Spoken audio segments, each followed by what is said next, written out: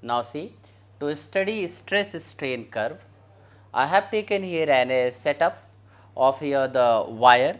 There is a wire which is suspended with the help of here this point, and now there is a hanger and a load is attached, and a vernier calipers is attached here connected to this.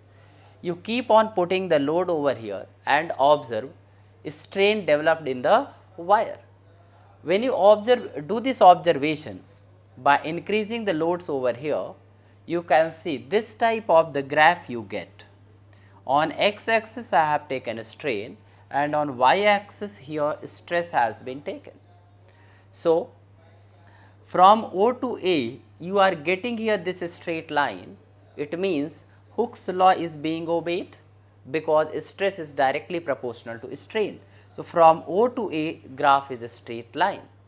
Now, beyond A to the point B here, say here proportionality limit is not followed or the proportionality relation is not followed, but at the point B if you remove the stress, body will regain its original configuration.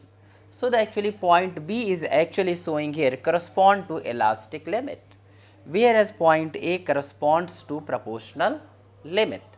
Now, see the point C, this point B is also known as yield point, and the stress acting at this point is known as yield strength. Now, if you increase the stress and go to the point C here, so there is a strain, and now if you remove the deforming force at the point C, body will not regain its original configuration, body will not follow the path like CBAO, but when you remove the stress from the point B, the body will follow the path BAO and comes back to original shape. But when you are removing the stress at the point C, body is not following the path CBAO, and you will get there is permanent strain in the wire, and that strain is equal to OO1, that is OO1, and this OO1 is called permanent set. It means this much is the permanent strain in the wire. Now, again if you increase here slightly or by a small amount of the stress, there is a more strain is here, and if you apply the stress to the maximum value this point D, that is called ultimate strength. If you apply the stress to up to this point, and even if you reduce the deforming force after this, this wire will break after some time. So, the point E is known as here actually fracture point. So, this stress up to D which is acting here, that is called ultimate strength, and point E is known as fracture point. If D and E are very close to each other, then the material is brittle, and if D and E are far apart from each other, then the material is ductile. So, we can decide the nature of the material by studying stress strain curve here. So, for the brittle materials and for the ductile materials, we can see the stress strain relationship, and just by seeing the graph we can tell whether the material is brittle or ductile. Now, see this is the stress strain curve for a brittle material, and example of brittle material are like the cast iron or glass, etc. See here this is a proportionality limit. As you apply the force up to the maximum point is here D, and suddenly you will see here there is a fracture point E. So, this type of graph is for the brittle material.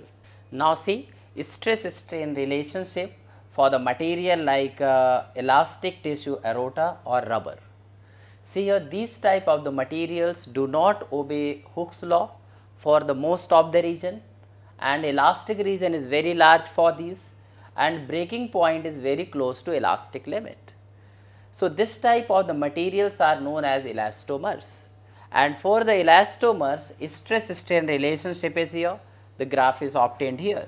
From the graph it is clear that there is no Hooke's law is applicable here for these type of the material.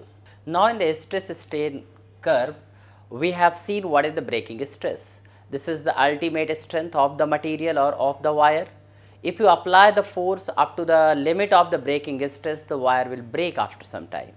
Now see here, the breaking stress is equal to actually breaking force upon the area of cross section of the wire. So now the breaking force is equal to breaking stress into area of cross section of the wire. So see here, for a given material, breaking stress is fixed, but breaking force may vary according to the area of the cross section of the wire. So see here, there is one more quantity, that is one more thing, that is called safety factor. So when we work with any material, or you have taken any wire, and when you use this wire for lifting the loads or any other purposes, then the working stress is always kept much lower than the breaking stress. So the safety factor, so the ratio of breaking stress upon working stress is known as safety factor. So see here, to increase the safety factor, you have to keep working stress much lower than the breaking stress.